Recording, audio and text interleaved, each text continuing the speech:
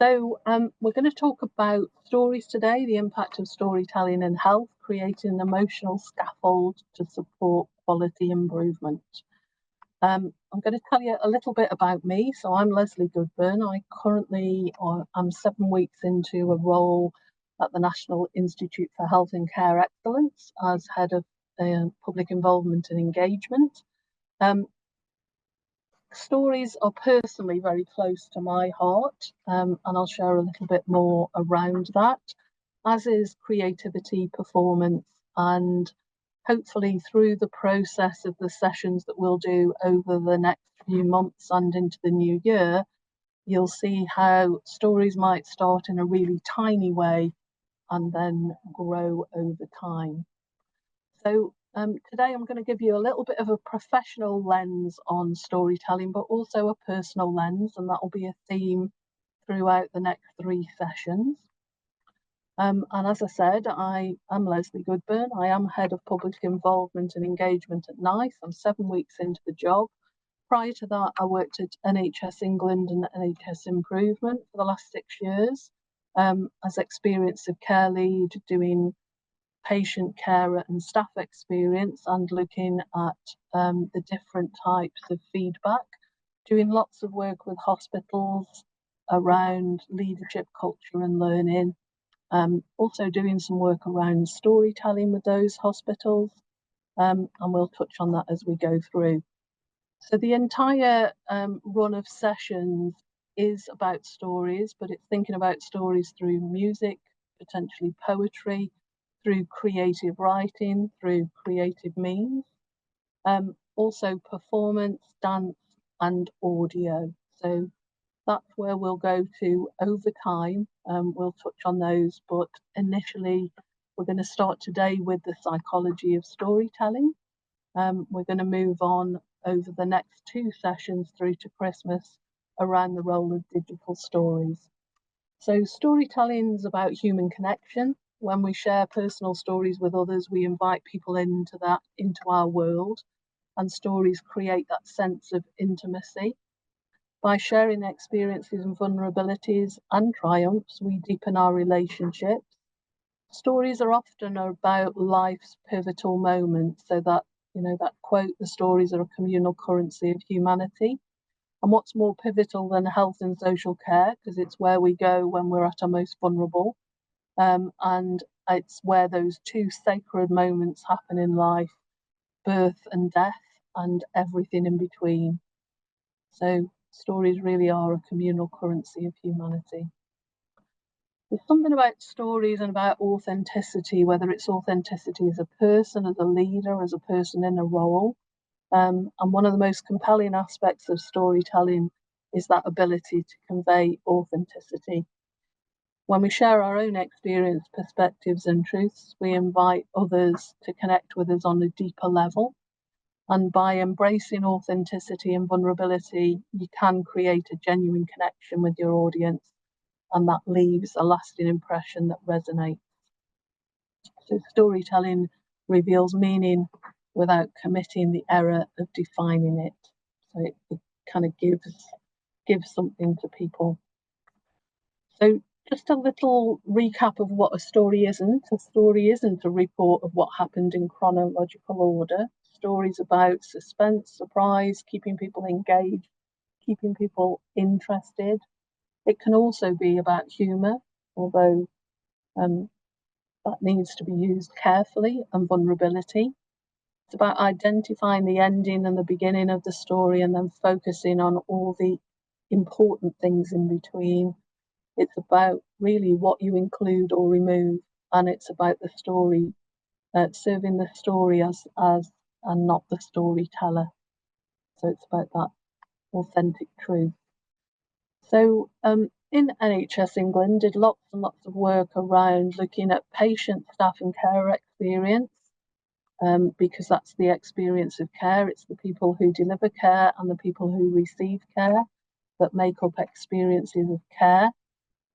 And it was also about looking at quantitative data. So in the NHS, we've got hundreds of surveys, lots of data, information, inpatient surveys, cancer patient experience surveys, all the raft of national surveys that we've run over the last 15 years. We've also got qualitative data, so we've got free text comments, we've got comments from focus groups, and the bridge between those two are stories. So it was very much the work at NHS England about bringing those perspectives together.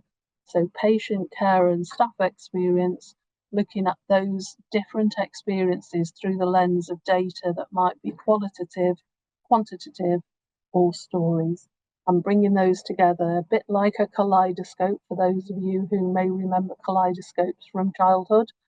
Each time you turn the end of the lens, you get a different picture, but eventually all those pictures come together in rich insight. So we've got the session today.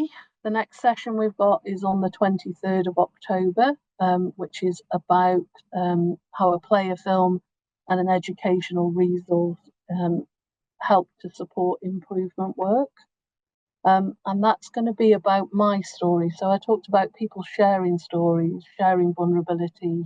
In 2014, my husband Seth was diagnosed with pancreatic cancer.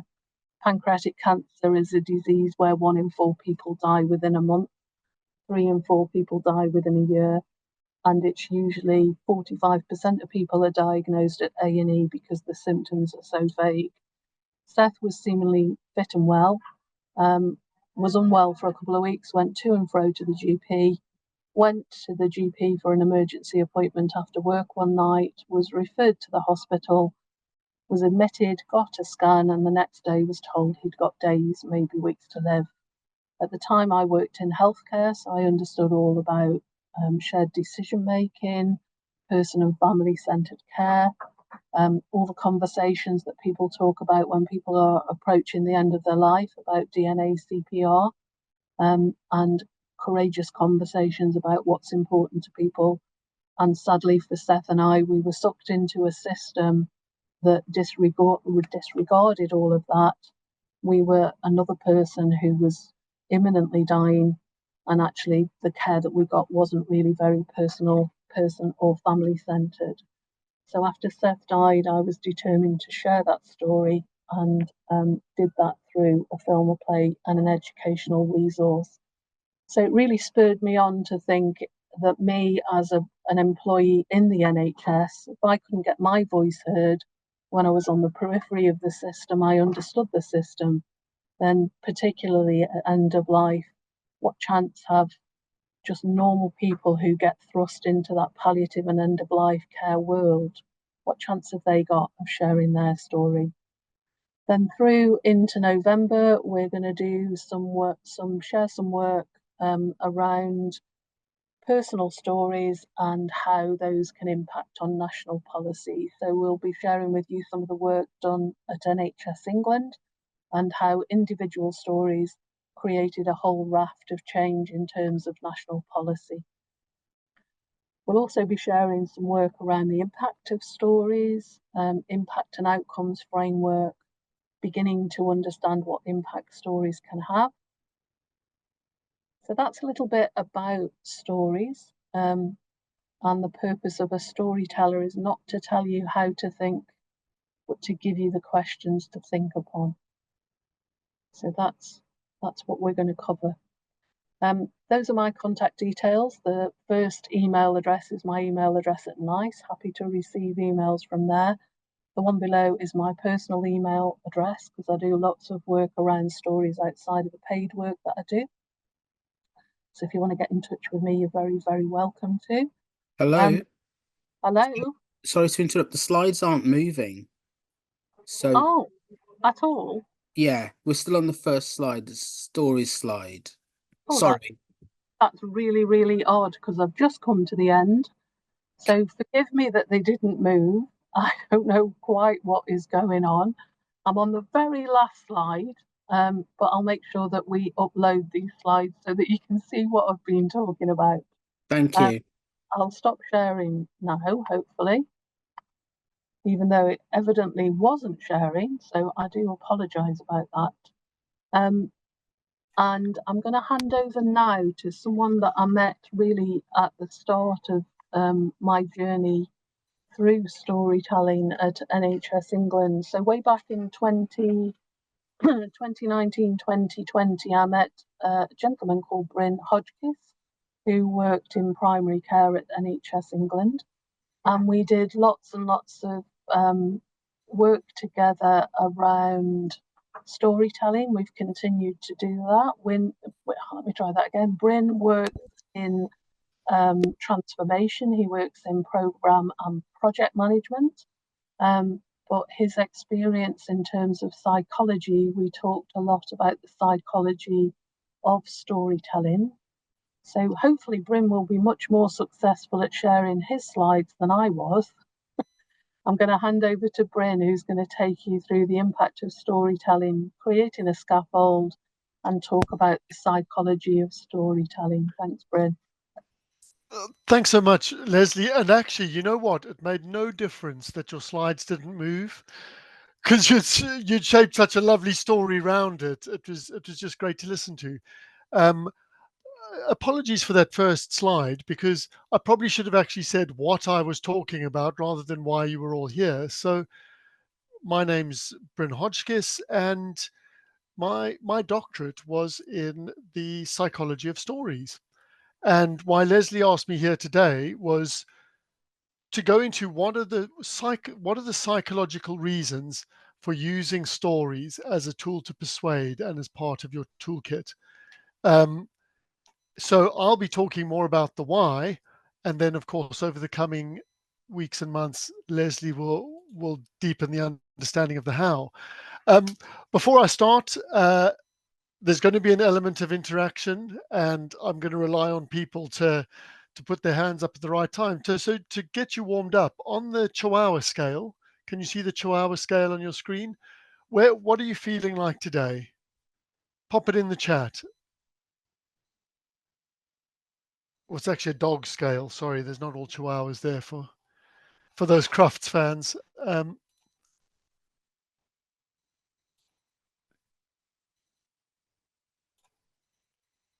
Actually, a lot of sixes and fours. I've had quite a few meetings where people would be twos.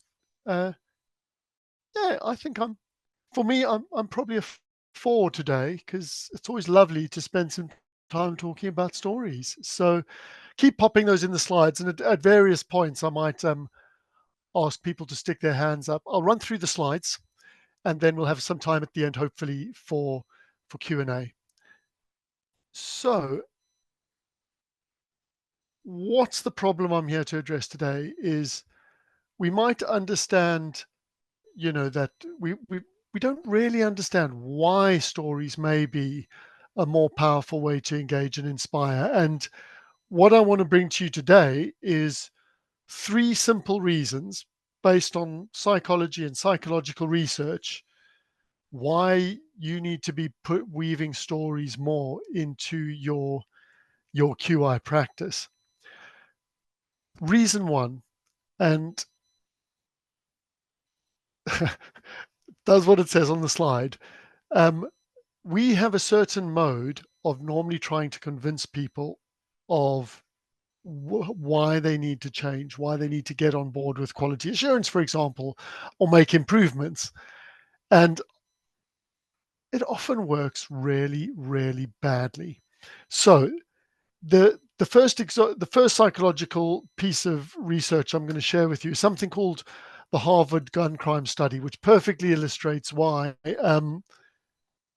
why we need a different way of persuading.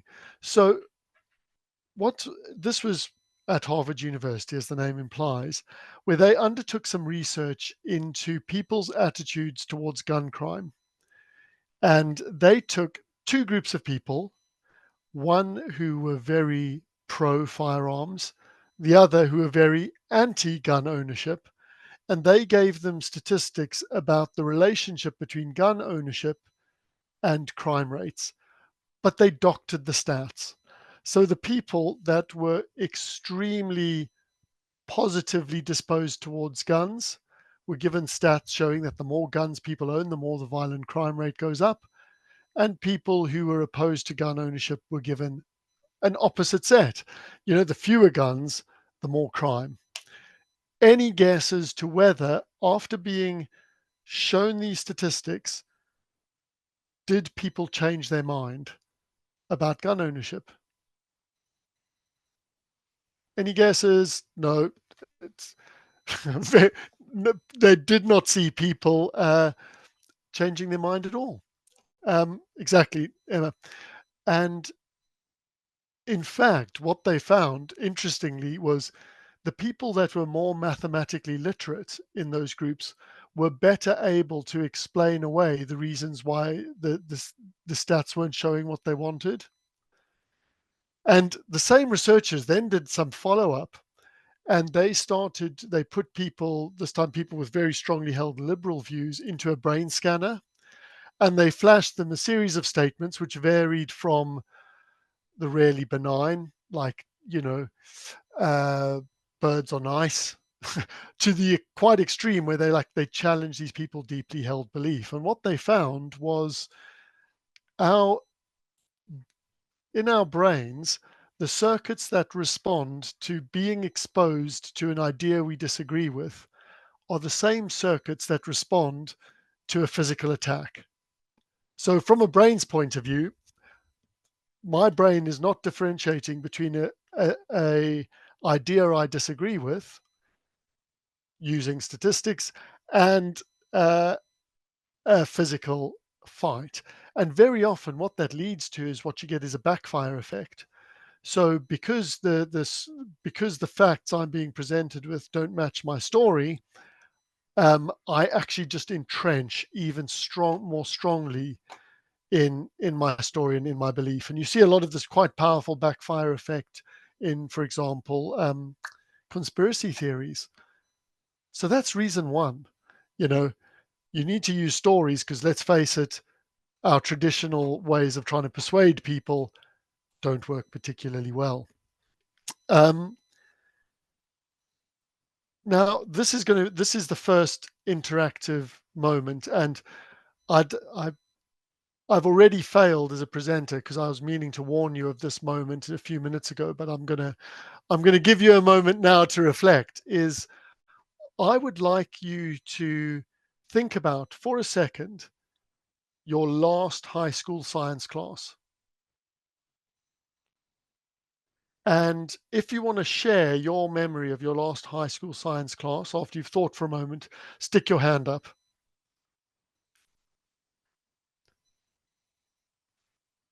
And it just needs to be a snippet. There's no right and wrong answer. Oh, Jerome, you've come to my rescue. Actually, I've come to the rescue of the tech. If you're not used to Zoom, in the menu, the Zoom menu on the bottom of the screen, there's a little heart button called React. You will find the option to raise hand over there if you never use Zoom. Oh, there we go. I found it too. Thank you, you star. So have a moment to think. There's no right and no wrong answer to this. Oh, Karen, bless you, and Rosie. I'll bring Karen in first, then well, unless Rosie's hand was an accidental one and she's quickly taken it down. Karen, tell us about your last high school science class. I did sexual studies biology. So I remember being at the bench, doing some kind of experiment. It's all a bit hazy, but yeah, I remember the room and the benches, some of the people, the situation, doing a sexual studies project quite a while ago. Yeah, and who? That's fantastic. So you remembered the environment, you remembered the people, you remembered, like that you were doing an experiment on something. Pip, give us your example. I'll collect a few. I have to say, it was 1988, so times were a bit different. It was a chemistry class at school, and we had this fabulous teacher called Listra Riches, who was Spanish, and if we ever mucked about, he would start teaching the lesson to us all in Spanish. And I think at the last lesson, he spoke Spanish an awful lot, and we had a whole load of snacks, and I think we had a party instead. And he was probably one of the best teachers that you've ever had, and you just couldn't get away with what we did in those lessons now. Fantastic. And Carol? Yeah, it was a much, much longer time ago for me, I have to be honest. I hated sciences at school, so dropped those as soon as I possibly could. So I suppose what I'm saying to you is I have no idea what I did in that last lesson, but I can remember how it made me feel. And the joy of knowing that that was going to be the end was absolutely phenomenal. And in my work, I always not refer to that science lesson because it is consigned to history, but to that notion of people remember how you made them feel rather than what you said or did. And honestly, I've not set this up, but that was a wonderful example of why we do this high school science class question, because nobody, and Karen almost did, but nobody remembered exactly the science that they learned in the lesson. And I've done this quite a lot in workshops, and people almost always talk about the other people in the room, the party they had. Pip, I've had a couple of parties. Someone got set fire to with a Bunsen burner. Someone accidentally pierced their own nipple with their prefect's badge.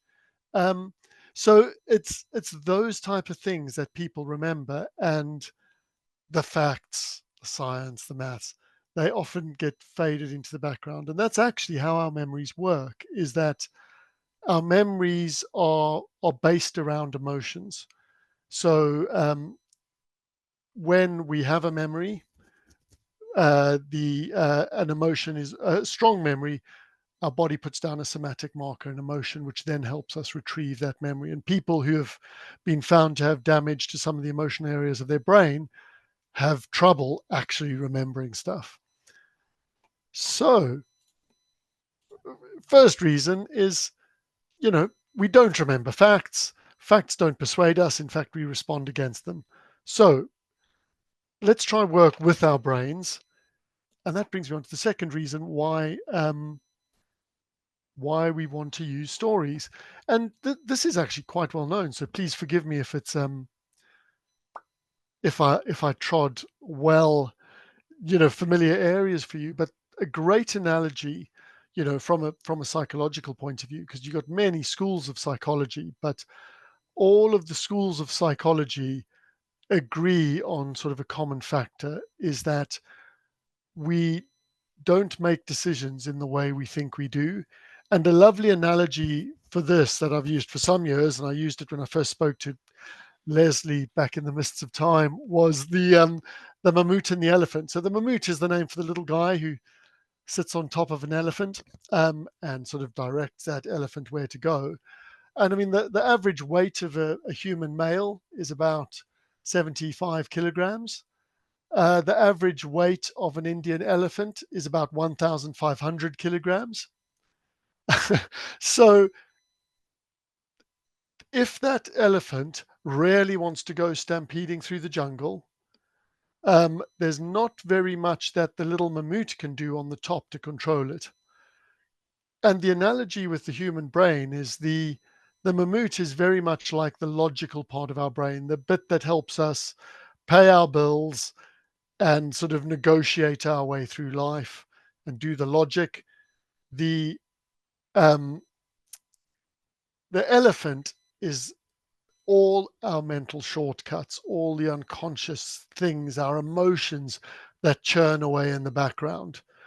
And certainly from a psychological point of view, if we want people to change, you target the elephant, you don't target the mammut. So how do you target that elephant of sort of all these sort of these emotions, emotions and mental shortcuts? Well, guess what? There is scientific evidence that stories help you do that. So, and I'm trying to remember if it was the University of Southern Carolina. Forgive me, I've forgotten which university it was that did this work on storytelling. So what they did is they connected. They took they measured the brain activity of somebody telling a story. And then they measured at the same time the brain activity of people listening to the story. So, and this was a story very much like high school science class. It was something like the prom or your first day in high school. So it's like a really common experience, quite emotional. And they were measuring the emotions of the people as they listened to the story. And what they found was really interesting. They found that not only does do the listeners' brains start to mirror the listener's emotions, start to mirror the emotions of the storyteller, but also the listener's emotions start to predict the emotions of the storyteller. So to predict what that storyteller is going to ask next. And now and what's really interesting is that doesn't just happen in one section of the brain. So it's not just happening like in the prefrontal cortex where you process a lot of logic.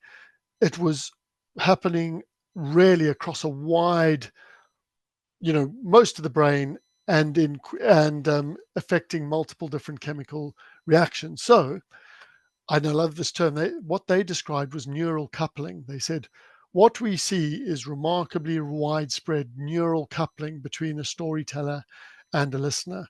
So when you tell a story, when you tell, a personal story filled with emotion, what you are doing is you are hacking the brains of the listener, and you are getting that listener's brain to work in sync with yours. And it's part of these insights that led the Nobel laureate Daniel Kahneman, and he's the godfather of sort of behavioral economics, and dyed-in-the-wool scientist. He pointed out no one ever made a decision because of a number. What you need is a story. And I'm going to pause there. Are there any sort of immediate questions or reflections that have jumped up for people before I go on to the third and final reason why we should use stories? Carol. Yeah, it was just on your last point, really. I can't remember exactly what the words were on the slide, but I remember someone saying to me years ago how different the world would have been if Martin Luther King had stood up and said, I have a 10-point plan. Yeah, exactly. Or, I have a statistically significant finding. Exactly, yeah. And interestingly, I believe Daniel Kahneman at one point was either him or one of his colleagues was advising a government on military strategy. Well, he was Jewish, so it was the Israeli government, and this is back in the 60s, and nobody believed what their analysis was telling them. The analysis was telling them you're going to get attacked. You're going to get attacked across the desert. They said no one would dare to do that. That's crazy. Guess what? That's exactly what happened. And the reason the generals didn't listen is it did not fit their established story for what they felt should happen next.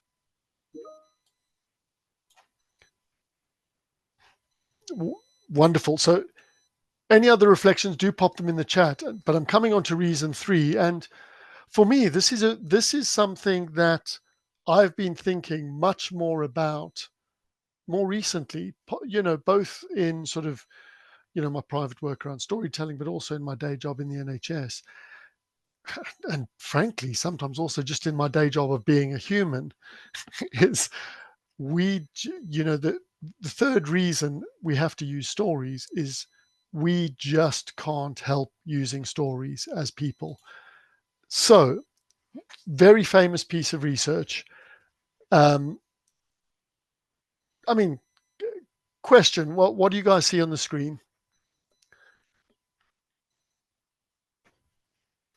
It's not a trick. Just going to the latest message.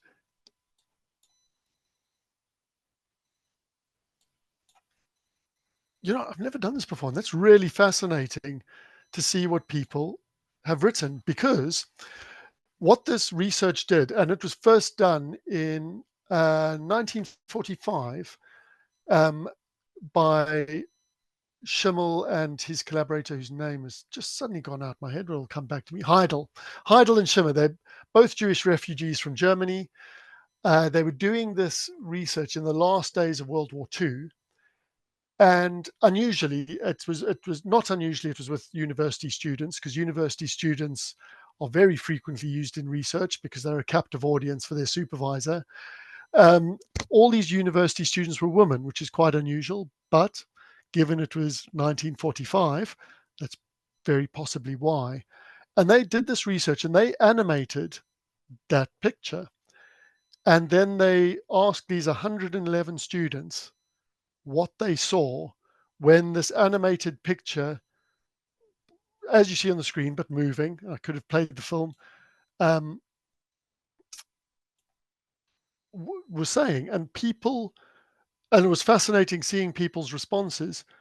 People saw creatures. They saw humans. They said, one description described the two triangles as two men chasing a woman around, and she wants to be with one man and the other man's interfering, and they go into the house and they chase each other around and they bust out through the wall.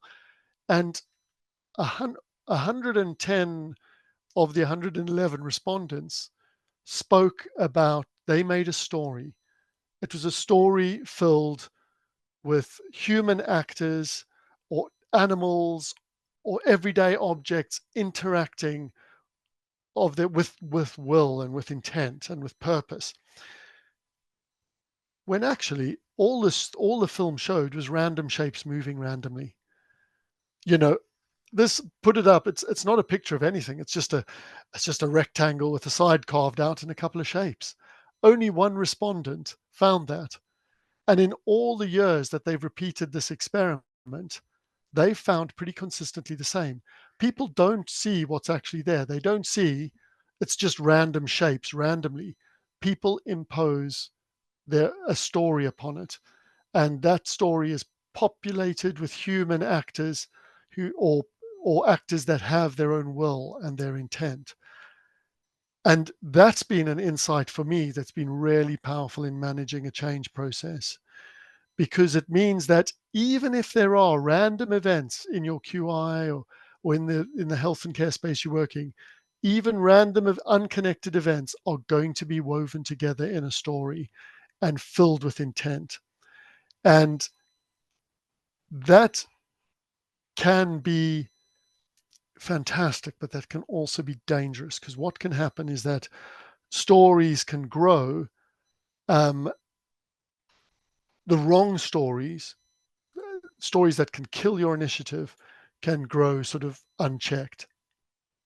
Exactly. And love what you said in the chat there, Carol. People will find patterns.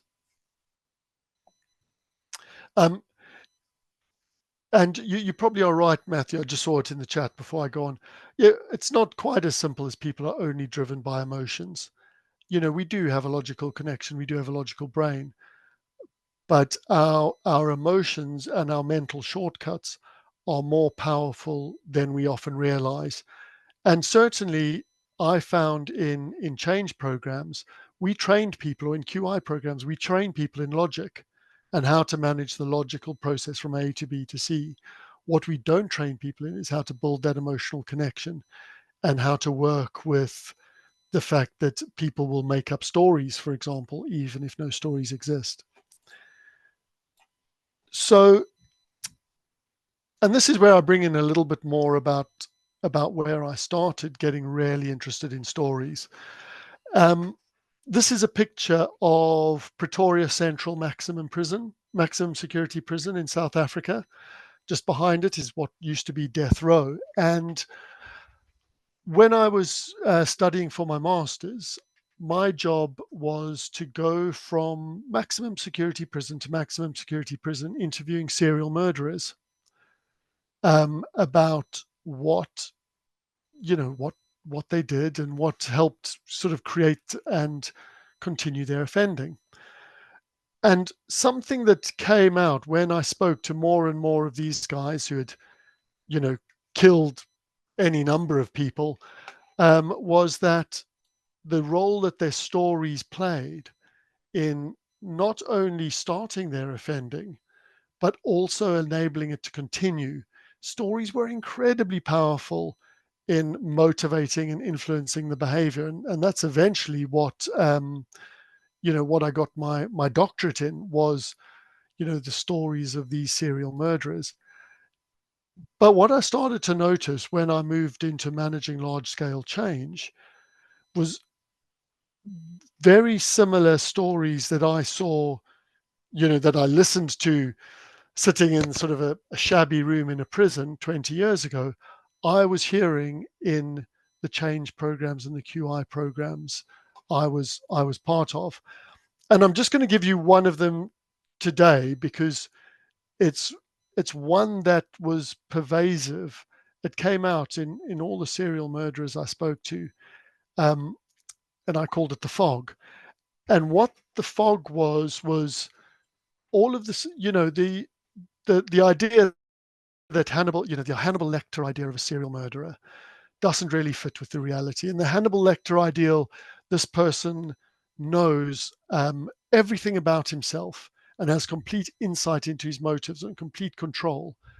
That's not really true. Most serial murderers I found were subject to elements of the fog. And what the fog was they would say, well, I don't really know why I did this.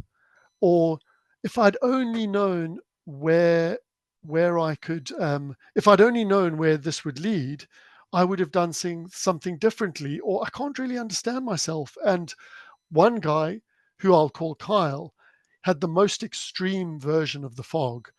With Kyle, he almost had no story at all.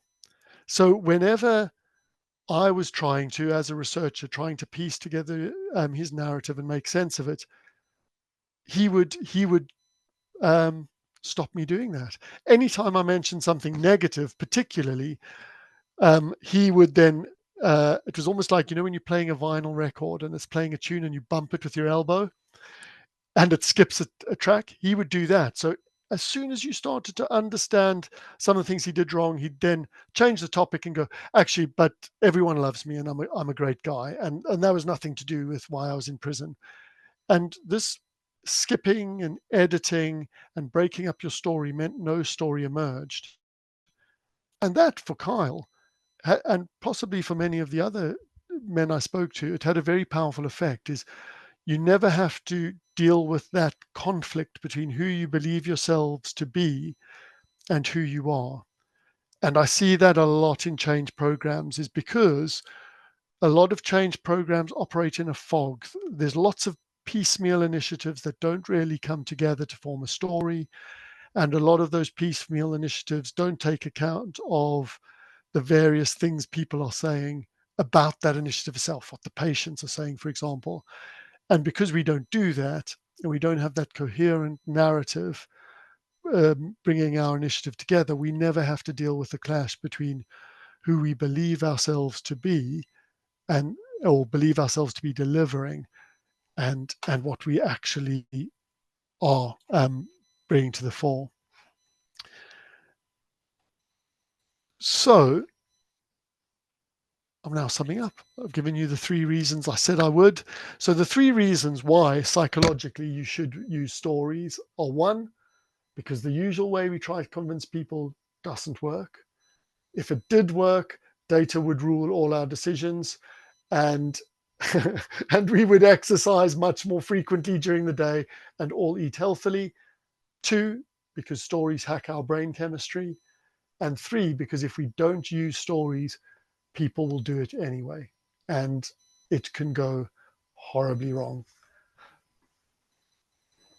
And that's all I was going to cover. So as promised, even slightly more than 15 minutes for any questions people might have or any reflections.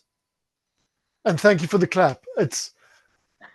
If you liked it, give me a thumbs up, because because I'm a very emotionally needy person. So any affirmation you could give me would be wonderful. Oh, Brin, Brin, thank you for sharing that. I'm not sure that when people came to this session about QI in healthcare, they thought they were going to hear about serial killers in South Africa. But thank you so much for sharing that. So anybody got any questions, thoughts, anything they want to ask? Is the session you've come to what you expected? Is there anything that has sparked off a thought in your brain that you want to share? Talk to us. Talk to us. Folks, yeah, I see already Richard is using the raise hand function. Let's organize this that. So just click that heart button on the bottom and then click raise hand and we go one by one, okay? Thank you. Richard? Hello? Yeah, I found that, can you hear me okay? Because my headset's a bit dodgy. Yeah, good. I found that really fascinating. It was a great start, and I'm assuming we're going to come on to this. I'm the complaints manager in the Belfast Trust, which is a large trust in Northern Ireland. And prior to that, I was a patient advocate, and an awful lot of that was about storytelling. But it's about, and I know you've referred to this, that the storytelling can sometimes lead to damage, because it depends on why are you telling your story and will anything happen if I tell it.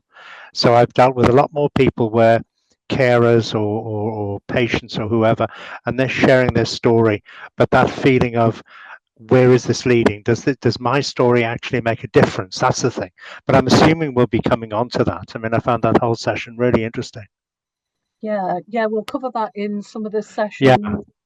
We're going to cover digital storytelling in the next in the session in November, which is digital stories are sort of short 3 to 5 minute long stories told by the person in first person in their voice.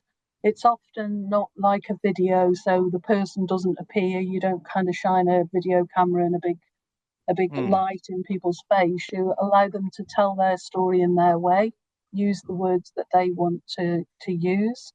So you'd literally sort of go on to a call like this on Zoom or Teams, let someone tell you their story in their way with their words, and if they want to swear, that's okay, as long as it's not too graphic, if that makes sense. Record that and then sort of work with the person whose story it is to edit it down into the 3 to 5 minutes and then sort of overlay it with photographs or art. So it's very much around sort of working in a co-productive way with someone. Yeah. It's their story, and then the kind of consent levels that people give to an organisation to use. So the example I'll give is NHS England, where I did a lot of this work. If you told your story, you were happy with what we'd recorded and we'd created this short film, you would give consent to an organisation like NHS England to use it, either for one particular conference or session. It could be that you wanted it to be used for educational purposes, but for it not to go on websites or online. Or you might say anybody can use it anywhere and it can go online. This is my story and I want to share it. So that principle is about sort of not influencing what people say, giving them a copy of the film afterwards, so that if they are doing lots of work around a particular condition, they don't have to keep retelling the story and the kind of emotional burden that puts on people, because that is immensely draining. But it's their story to kind of do with what they want. It's their copy and they give permission to the organisation to use. Again, really careful about sort of supporting people to be able to do that. We were at the point in NHS England where we were going to offer some counselling support if people needed it, because often they would tell stories of end of life care or someone's death or something quite traumatic. So it's about the care and support that's put into that.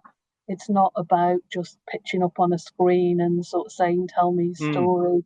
It's about, the prep work, the conversations, the trust, and meeting people a few times and helping them to shape in their mind what it is that they want from the story. Because again, sometimes in health there's a tension about what the system or the organisation wants from it versus what the person wants. And this this approach, particularly with digital stories, was always about what the person wanted. So we'll cover some of those things, and we co-produced a impact and outcomes framework around sort of how many people had seen the story, what was the impact, how many actions, people's feedback and reflections. We got to the point where it was sort of capturing the transactional, the next stage in development that I didn't really get to because I left NHS England, was around sort of the cultural leadership, the kind of learning points, so the less tangible things to measure. Hope that helps, Richard. Yes, it does. Brill. Good. Anybody else? Anybody else? We have a question here shared on the chat by Sarah. How do you then tie in the QI team with the story? Sometimes that can be a little bit challenging because stories are often kind of used as anecdotal. And again, we'll explore this in a bit more detail when we get to the December session. It was very much, I talked about qual, quant, and narrative data. So it was very much about either starting with any one of those pieces of data, whether it was the story, the qualitative data from focus groups or care opinion or something like that, or starting with the quantitative data. But I think there's something about bringing the story into that mix and an individual story being viewed as sort of data with heart almost. That sounds so corny, but so I think with QI teams where they might not be so convinced, and Brin probably can have a perspective on this because Brin has gone on to set up a network of program and project managers who do transformation work, not exactly quality improvement work, but of course with any transformation program there's an element of quality improvement in there. Set up a group of program and project managers around using stories within their work and their perspective, which is like a really niche group. So there's something I think about bringing the story into that data set, making the links, disproving or proving that it backs it up or it doesn't, and then sort of deciding where you need to go next to kind of focus the data. Does that make sense?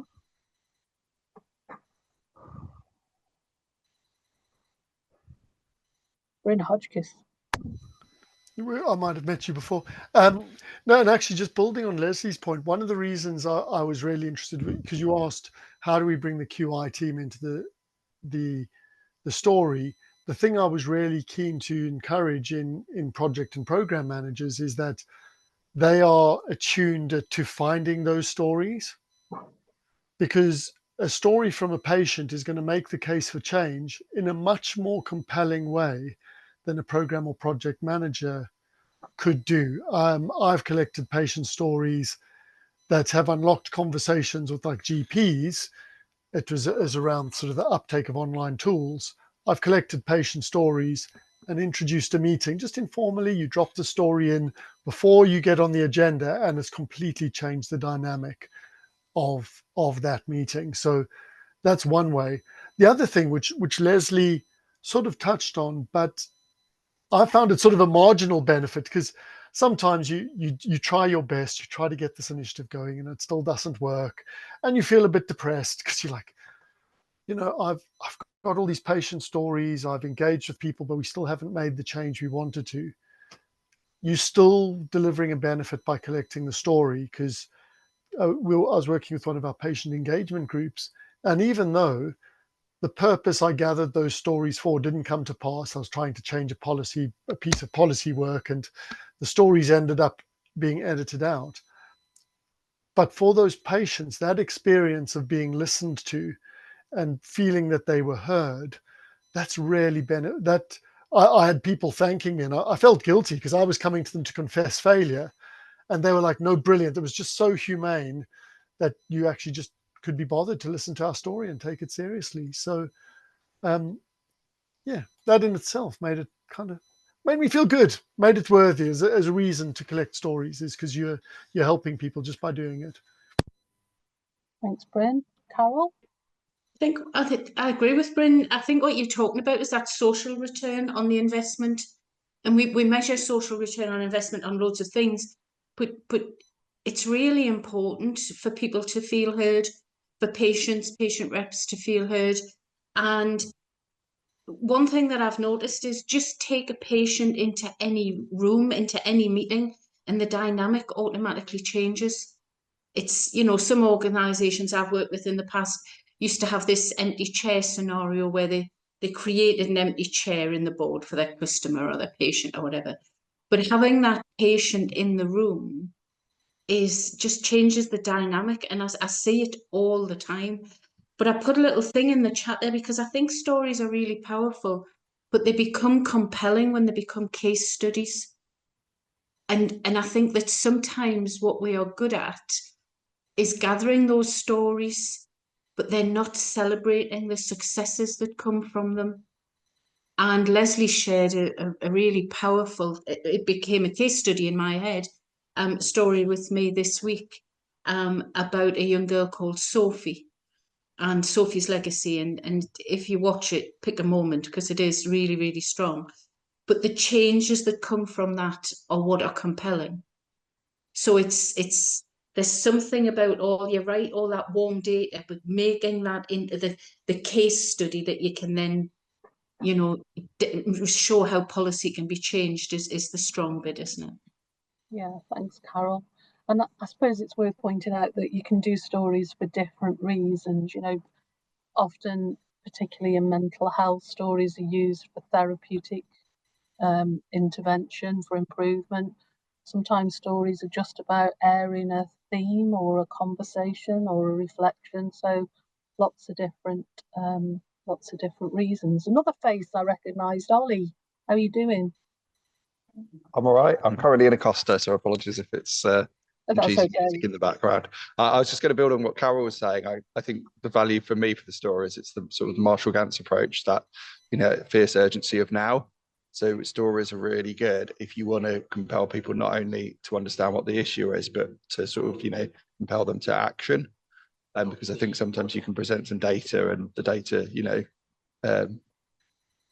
kind of look at the data and go, well, that's worrying. But until you hear the story of the individual, so even things like Martha's Law and sort of recent other examples where actually it has been the story of an individual, or the story of one case, which has made people go, no, actually, this is why we need to take the action, despite the fact that we could present several sets of data that show why that action should have been taken. Yeah, and I think the biggest probably example, and probably most recent sort of prominent example, is the ITV drama, I've forgotten what it was called, about the post office. For years, all of us had listened to reports, oh gosh, that's terrible. But it wasn't until you got into those individual stories and understood how they kind of worked together and just the impact of it. If ever there was a case for storytelling, that ITV drama is it. Because everyone talked about it afterwards, because it created that emotional scaffolding. It wasn't abstract anymore. It was about real people and the impact on their lives. So we're just coming up to. Oh, sorry. Go on. No. We're just coming up to the end, but my publisher would be really, really pissed off at me if I don't use this opportunity to do an absolutely shameless plug. If anyone likes true crime, there's a book out which goes into more. And genuinely, the reason I wrote the book was because I wanted to land the message that the world can be made a better place if we listen to one another's stories, and if we listen to the stories we're telling ourselves. I realized that message would get listened to much more if I wrapped it up in a serial murder wrapper than if I wrapped it up in the words of Brin Hodgkiss. So if you want to go down the dark true crime path, please do. If you want to buy a copy for your family for Christmas, please do that also. But yeah, my shameless plug's now over, Lesley. So back to you, Lesley. Thank you. And thank you everybody for coming. It felt like it was a really good session from my side of the screen. Thank you so much, Brin. Thanks, Dorian and Matthew, for the support in getting it up and running. We've got 2 more sessions before Christmas, and then a plan to kind of move forward into the new year, sharing different kinds of stories, different approaches, looking at some of those creative stories. Brin, I'm sure at some point you could come back and talk about the programme and project managers and some of the work that you've been doing there. And it'd be great to hear from people in the meantime. I did try and post a lovely sketch note from a while ago that summarised Brin's psychology of storytelling, but I couldn't make the chat work in Zoom in the same way that I couldn't share the screen in Zoom. So I apologise for being a technical, useless person. But thank you so much for coming. Hopefully you'll come back again in October and November, and it will be the start of a journey into storytelling, how we can use them. And a huge thank you to Brin.